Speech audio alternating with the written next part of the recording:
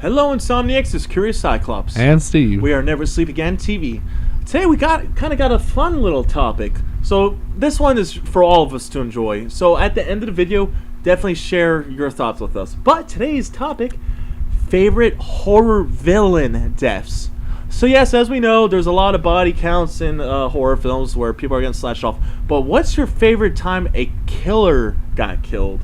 So for instance, what's your favorite death from any slasher film, any classics that you know? So we're just gonna share some of our favorites. I guess I'll start off with mine. My absolute favorite horror villain death that I can think of at the moment. It's Nightmare on Elm Street. It is part 4, The Dream Master. Yep. And pretty much what happens is there's a scene at the end where Freddy, he catches like a glimpse of his own face in the reflection, and for some reason, when he sees his own reflection, it triggers something inside of him where all of the victims from the Nightmare on Elm Street movies, their souls start coming out and squeezing through his fucking chest, and it looks painful. Like Freddy Krueger's in a lot of pain. So you're seeing these screaming faces coming out of his torso, and guess what? They end up tearing him the fuck apart because they bust out of him and they free themselves. Yeah. And oh my god, that was probably the most violent horror villain death I remember seeing. But I remember when I like rewatched part 4 for the first time in a while, maybe like a year or two ago, I was like, why don't I remember how much this scene was epic and how much I should appreciate it? So yeah, whenever I talk about horror villain deaths, I always talk about Nightmare on Elm Street part 4. Oh yeah, I mean, out of all the Elm Street movies, I think that's absolutely, without a doubt, the best death. It had to be the most technical too, because I actually saw behind the scenes on how they had to make it, and they actually had like a gigantic Freddy torso, where you know it's just zoomed in on his shirt, and then they actually had real actors pushing through a latex sheet. Oh wow! Remember that effect on the skin where they're trying to squeeze through? Well, yeah. They actually had a bunch of people squeeze into a little frame like that. So, yeah, that's definitely, I thought, the most creative and awesome time Freddy got killed. Yeah. So, all right, let's move on to the next one. Everyone has to agree with this. Corey Feldman, whether you love him or hate him, you gotta appreciate the fact that he's one of the only people that ever fucked up Jason Voorhees. Like, he straight up butchered his head. So, again, in Friday the 13th, part 4, the final chapter, at the end, Corey Feldman, he, like, shaves his head to kind of bug out Jason. Like, hey, look, I'm like you when you were little. I'm not sure why that apparently distracted Jason enough. But he ended up taking a machete through Jason's head, and he straight was going, die, die, die, like, smashing his fucking head and over. And there's even a part where Jason's head slides down the fucking machete slowly. So you see it's really lodged deep into his fucking head. So this is the first time that you could say, okay, maybe now he's officially dead. So some people say maybe from this point on, that's when Jason officially became a zombie, if you don't believe that he died in the lake as a kid. Right. Because, you know, there's different theories. But yeah, I would say me and Steve's favorite Jason death is definitely from part 4, right? I was a little torn, man, because I had like 2 favorites to go between, because I love that death. But also, I really like the death from part 6, Jason Lives. Okay, yeah, where he's in the lake and Tommy sets the lake on fire. He jumps up in the boat and then he like wraps him up in that chain with a big rock attached to it. Yeah, so he anchored him to the bottom of Crystal Lake. Yep.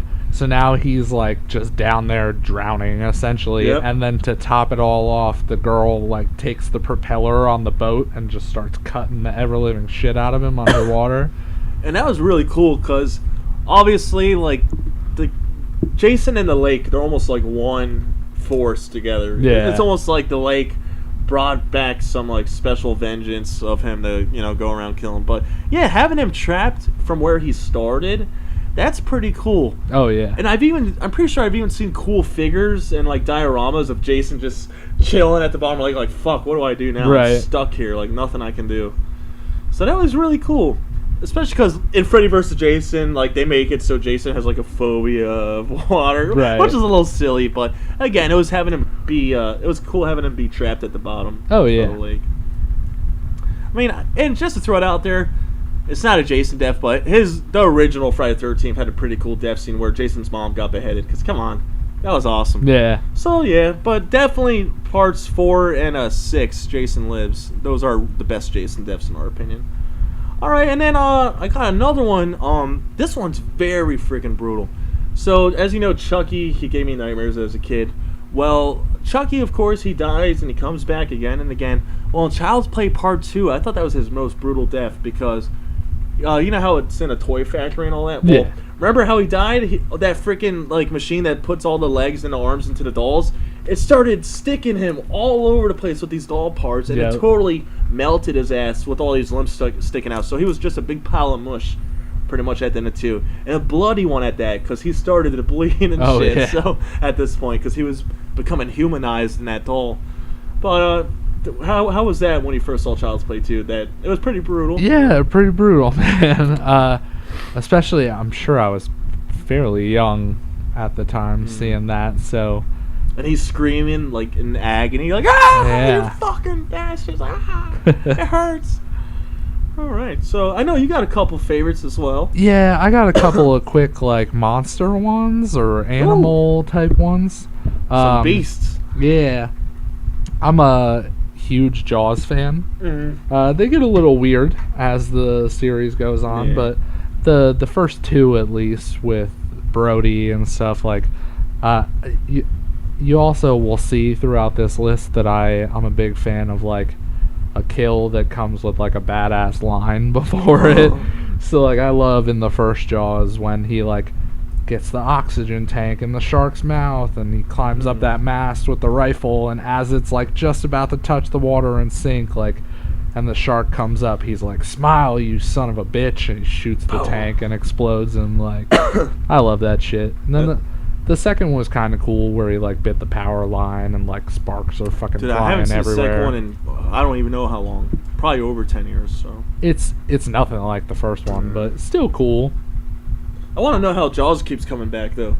Like, what's his supernatural ability? Right. Well, actually, he does kind of get one later, doesn't he? Telekinesis of some kind. Or... it gets personal. Yeah. Oh, it gets personal. Yeah. Then I went another shark movie. Have you seen The Shallows? No.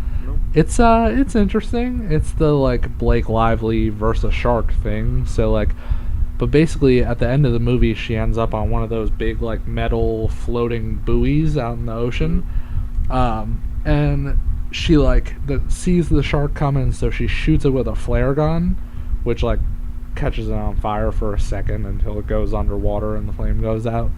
But that pisses the shark off, so it comes up and just starts fucking attacking the shit out of this buoy, which is now like tipping over, and she's going into the water.